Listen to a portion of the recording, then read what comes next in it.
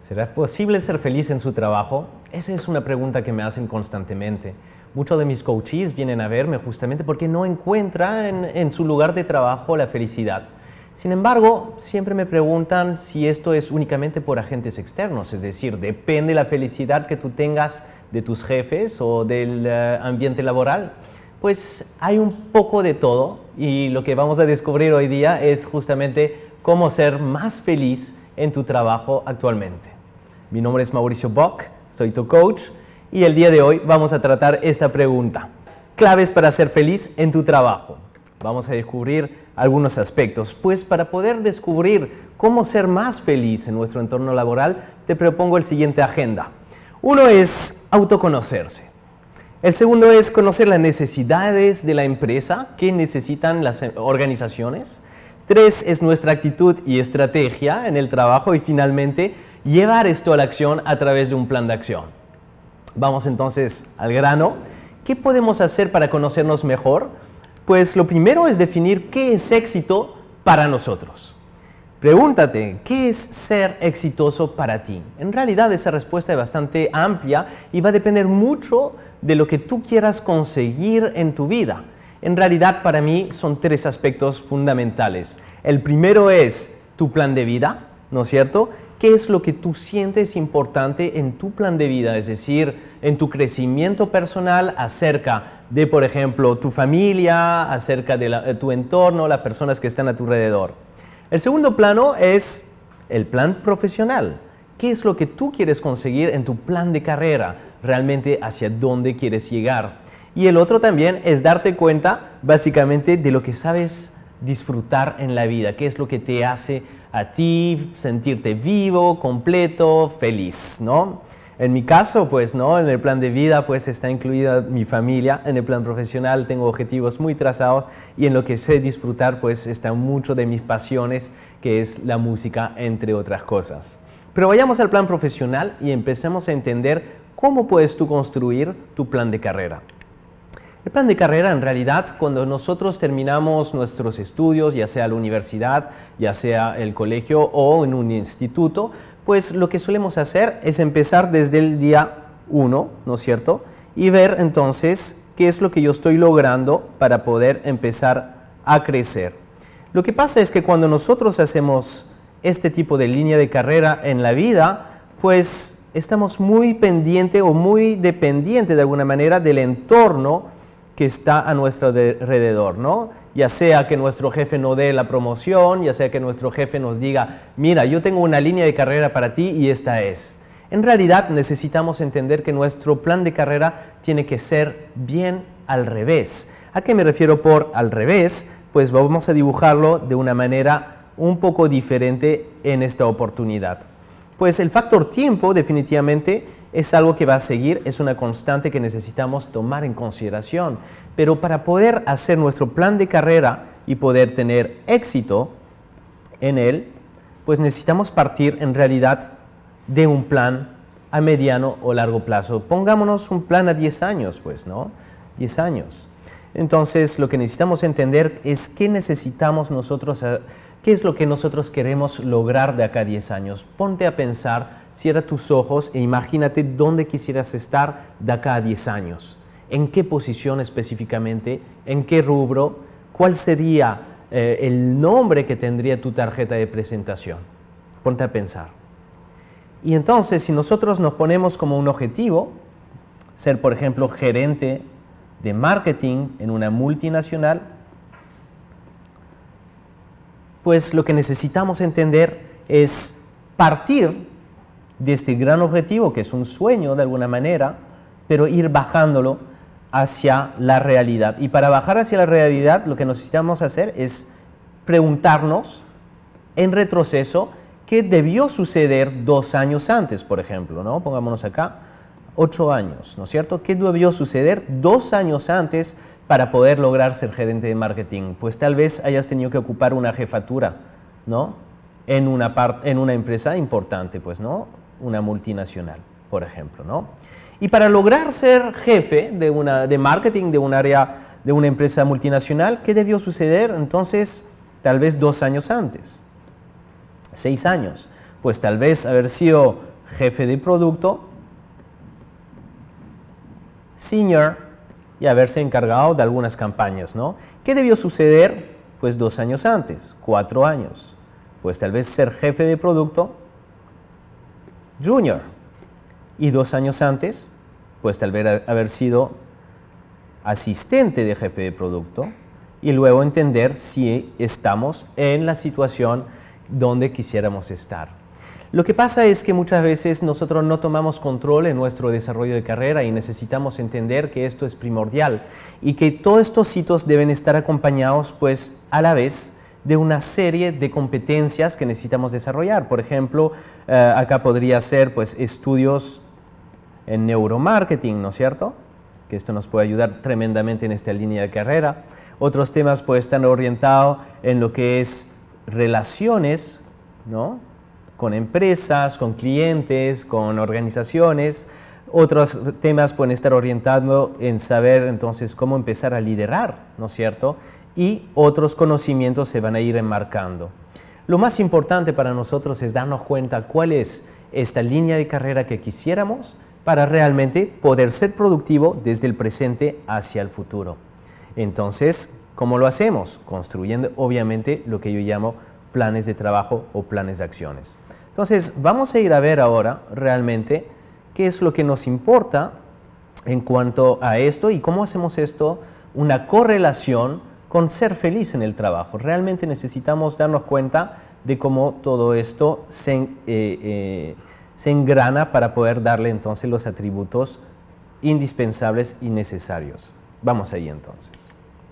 Cuando nosotros ya hemos trazado nuestra línea de carrera, lo que necesitamos desear o lo que estamos deseando, pues nuestras oportunidades son los objetivos que queremos en nuestra vida, ¿no? Este plan a 10 años, pues donde estemos en este momento necesitamos darnos cuenta cuáles son estas oportunidades que nosotros deseamos y darnos cuenta que tal vez no estemos del todo preparados, porque aún si tenemos ciertamente fortalezas, también tenemos temas por desarrollar.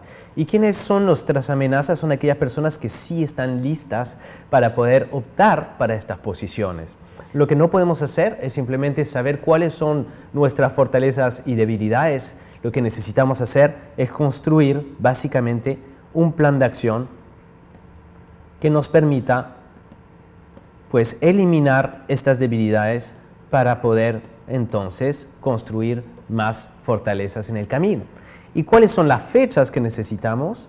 Pues las fechas que necesitamos en el plan de acción tienen que ver con el plan de carrera que te has trazado en el ejercicio anterior. Muy bien, ¿para qué nos sirve realmente darnos cuenta de todos estos aspectos? Lo que necesitamos entender es que para que podamos tener mayor felicidad en nuestro trabajo, pues necesitamos motivarnos. Y motivarnos depende mucho de hacia dónde queremos llegar. ¿Ok? El segundo punto es darnos cuenta entonces cuáles son las necesidades de las organizaciones, cuáles son las necesidades de las empresas. Y acá me gusta siempre entender que el modelo del éxito para las organizaciones es entender que tenemos que tener objetivos, ¿no es cierto?, que superan las expectativas de las organizaciones, expectativas de las empresas. Acá sería no cumplir con cuáles son las expectativas. Acá sería simplemente cumplir, ¿no es cierto? Pero a su vez necesitamos entender que existe otro factor que tiene mucho que ver con nuestras relaciones interpersonales. Muchas veces llamada también como competencias blandas. Y lo que necesitamos entender es que las organizaciones pues van a poder construir planes de carrera, van a poder realmente hacer agentes de retención para aquellas personas que sí logran pues superar las expectativas, ¿no es cierto?, tanto a nivel de objetivos como a nivel de relaciones interpersonales. Acá sería no cumple, acá sería cumple y acá sería supera las expectativas. Y es así como las organizaciones nos ven. Lo que pasa es que en nuestro día a día solemos estar más bien acá, ¿no es cierto? Pues cumplimos con lo que nos piden, cumplimos con los objetivos y cumplimos tal vez un poco con las relaciones interpersonales. El gran tema es que cuando estamos acá, simplemente lo que estamos esperando es que nos den más proyectos, que nos den más afirmación de que estamos haciendo las cosas bien. En realidad depende mucho más de nosotros que de las organizaciones, porque para poder saltar de aquí hacia esta posición realmente lo que necesitamos es innovar. Poder nosotros mismos traer ciertamente proyectos a la organización, ideas de mejora continua. ¿Qué podemos hacer nosotros mejor que lo que está haciendo el resto de las personas, ¿no? O de las personas que han venido ocupando mi posición antes? Es por eso que, por ejemplo, muchos practicantes en las organizaciones están solo de pasaje, ¿no es cierto? Vienen, hacen su labor y se van. Sin embargo, algunos de esos practicantes que se quedan en la organización y tienen una línea de carrera bastante interesante. Eso no depende de la decisión de la jefatura, depende mucho más en realidad de cuál ha sido el labor proactivo que ha demostrado este practicante en la organización. Sitúate entonces en este cuadrante y empieza a ver si realmente estás tú siendo un talento para las organizaciones o un empleado que cumple simplemente con lo que se le pide, ¿no? ¿Cómo está tu nivel, básicamente, de, entonces, innovación? ¿Qué estás haciendo tú mejor que cualquier otra persona? Y fíjense que para las organizaciones, como para el mundo que nos rodea, somos también una marca, ¿no? La experiencia que nosotros generamos con las personas va a transmitir ciertamente pues resultados. Estos resultados tienen mucho que ver con nuestros compromisos, tienen mucho que ver también con las promesas que nosotros hacemos en el camino. Entonces, fijémonos que si nosotros somos una marca, tenemos un poder de reconocimiento y este poder de reconocimiento en las organizaciones puede pasar a través de este modelo que se llama el Love Marks. El Love Marks es un estudio que demuestra principalmente las marcas más deseadas, las marcas más apreciadas a nivel, digamos, de los consumidores. Y tiene dos ejes principales, pues uno es el eje del respeto, gran nivel de respeto hacia este tipo de marcas, y lo otro es lo que se llama en inglés love o admiración en castellano. Entonces, ¿qué encontramos acá? Pues frente a cualquier necesidad, las empresas o las personas pues van a tener diferentes maneras de ver cómo las cumplen. Una de ellas es lo que llamamos el commodity. Si por ejemplo tuvieses una necesidad de celular, ¿no es cierto?, de un teléfono móvil, pues tienes diferentes maneras de poder adquirir ese producto, dependiendo de cuáles son tus necesidades. Entonces, ¿se acuerdan? No sé si se acuerdan del Star Trek de Motorola, pues un teléfono que en su momento era divino, muy deseado, muy respetado, que hoy en día no es más que un teléfono commodity. ¿A qué me refiero con esto? Que es fácilmente reemplazable. Es decir, que si te lo roban, ¿no es cierto?, o se te rompe, pues probablemente no compres la misma marca, ¿no? Simplemente lo que más se parezca a tener un teclado y una pantalla para poder hacer llamadas, ¿no es cierto? En el camino también podría tú dejarte llevar por un instinto de admiración para algún tipo de aparato como el que tenemos acá a la derecha, ¿no es cierto? ¿Cuál es la funcionalidad? Bueno, es teléfono, pero también es un juego, ¿no es cierto? Puedes ahí subir tus juegos videos y empezar a jugar con ellos de alguna manera, pero esto no significa que tú tengas un compromiso muy fuerte con este tipo de aparato. Y si vuelven a sacar una versión 2 o 3 o 4, tal vez lo compres y tal vez no lo compres, porque no hay, digamos, un alto nivel de respeto. Ahora, muy interesante, acá tenemos, por ejemplo, lo que es la marca BlackBerry, y en su momento fue también un objeto muy deseado, un objeto que era para la élite de alguna manera, ¿no? Pero en el camino, pues lo que empezó a hacer BlackBerry es hacer demasiados aparatos, ¿no? Entonces había una dificultad de saber en cuál categoría estabas, ¿no? Una falta de claridad, y el gerente general de una compañía que se sentía tal vez muy orgulloso de tener su BlackBerry, de repente se daba cuenta que algunos estudiantes de la universidad también tenían su BlackBerry. ¿Cuál era el diferencial entonces para ellos? Pues empezaron a migrarse hacia otro tipo de herramientas, ¿no? Y acá tenemos lo que es el iPhone. El iPhone, pues ciertamente bajo la época de Steve Jobs ha sido uno de los objetos más deseados, y estábamos dispuestos inclusive a pagar mucho más en su momento por un aparato que tal vez tenía la misma funcionalidad, ¿no es cierto?, que un BlackBerry, pero que sin embargo emocionalmente nos conectaba. Hoy en día el iPhone está sufriendo grandes problemas o dificultades en su posicionamiento y no me extrañaría que tal vez en la próxima medición de Lovemark pueda moverse dentro de estas categorías. Lo que necesitamos es entender realmente que si nosotros somos una marca, ¿cómo nos percibe en las organizaciones? ¿Tienen respeto hacia nosotros? ¿Tienen admiración por lo que hacemos? ¿Cuáles son entonces los agentes de contemplación que nosotros estamos moviendo en las personas? Y cuando digo moviendo, pues me refiero ciertamente a que nosotros todos, cuando interactuamos con las personas, lo que nos sucede es simplemente que estamos generando experiencia. Y la suma de esa experiencia define quiénes somos nosotros en las organizaciones. Necesitamos entender que necesitamos generar estos niveles de empatía, que nos conozcan no solo por los objetivos que estamos cumpliendo, sino que también por quiénes somos nosotros. Porque quiénes somos nosotros es algo irreemplazable, es algo que no tiene que ver con un commodity. Cuando logramos este nivel de sinergia es donde nosotros realmente estamos trabajando nuestra marca personal, es donde nosotros estamos inspirando a las personas de una manera diferente. Fíjense, esto es lo que nos dice Hallmark, ¿no es cierto? Pero también ha sido estudiado y más del 85% de las tomas de decisiones pues pasan por un nivel emocional, ¿no es cierto? No es tanto el nivel racional de entender cuál es el producto o el dinero que nos ahorra, pero más que esto es la experiencia que se genera, ¿no? El nivel de equidad o de confianza que esto nos genera o el nivel de energía que también nos puede provocar el interactuar con una persona. En este caso son las tarjetas, ¿no es cierto?, de Hallmarks, pero pasa exactamente lo mismo con nosotros como persona. Por ende necesitamos darnos cuenta entonces cómo esto puede también afectar a las personas. Y el ejercicio que yo les propongo en esta primera parte es simplemente darte cuenta de una manera muy objetiva en cuál de estos cuadrantes estás en la organización donde tú trabajas, ¿no? ¿Será que eres un commodity o será que eres una persona muy admirada y muy respetada, ¿no? Pues, ¿cómo hacer para poder crecer hacia acá? Pues necesitamos ser muy objetivo primero con nosotros, autoconocernos, conocer nuestras debilidades y empezar a preguntar y hacer, sin lugar a duda, pues lo que se llama el feed forward. Ir a buscar a tu jefe y pregúntale lo siguiente: ¿cómo me ves tú en mi posición en este momento?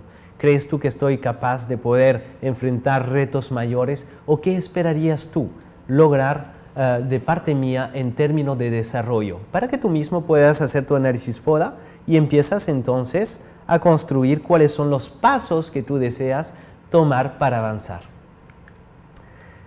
Todo está en la actitud, fíjense, nosotros muchas veces estamos en el trabajo y nos olvidamos cuáles son nuestros objetivos y lo que necesitamos es, de vez en cuando, pues volver a visualizar nuestros objetivos, ¿no? Y entender que entonces el esfuerzo que yo hago en mi día a día, que empieza a veces a convertirse en rutina, pues lo estamos haciendo con un propósito. Cuando se olvida uno del propósito, lo que está haciendo es disociarse entonces de la meta y solo está viendo lo que es la tarea.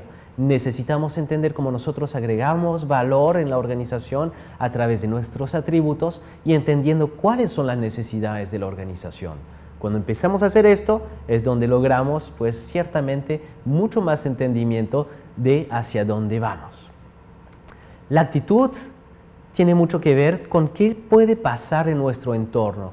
Por más que nosotros estemos abocados a nuestros objetivos, el entorno puede cambiar y tal vez puede que el mercado cambie completamente y de la empresa donde tú estabas en un momento de alto crecimiento, ¿no es cierto? Pues tal vez puede venir la competencia, ¿no es cierto? Y robarte todos tus clientes. Entonces, ¿qué haces en ese momento? Pues tenemos dos tipos de actitudes que podemos nosotros demostrar, ¿no es cierto? Estas actitudes tienen que ver en cómo nosotros reaccionamos frente al entorno. Y el entorno siempre nos va a dar un componente emocional. Vamos a responder Pues primero emocionalmente, porque primero sentimos y luego actuamos. Y la suma de cómo nosotros actuamos nos lleva entonces a nuestro desempeño. Y tenemos dos opciones. O reaccionamos de una manera negativa y no entendemos qué nos está pasando en nuestro entorno, ¿no es cierto? Y nos convertimos en una víctima de lo que nos pasa, pues con sensaciones no deseadas, como el miedo, como la ira, la cólera, o bloquearnos y no poder avanzar. O lo que hacemos también, o lo que podríamos hacer, es pasar en un estado emocional pues mucho más positivo, y es aquel que hoy en día se reconoce como ser un happy shifter, ¿no? Los happy shifters son aquellos que deciden ser felices en donde estén. El happy shifter simplemente lo que hace es ver su entorno y empezar a convertirse en un protagonista. Protagonista significando básicamente que donde esté va a encontrar las opciones para poder tomar acciones, ¿no? Estar siempre disponible para poder actuar, acciones y resultados. Entonces, escoge dónde te encuentras tú en este momento.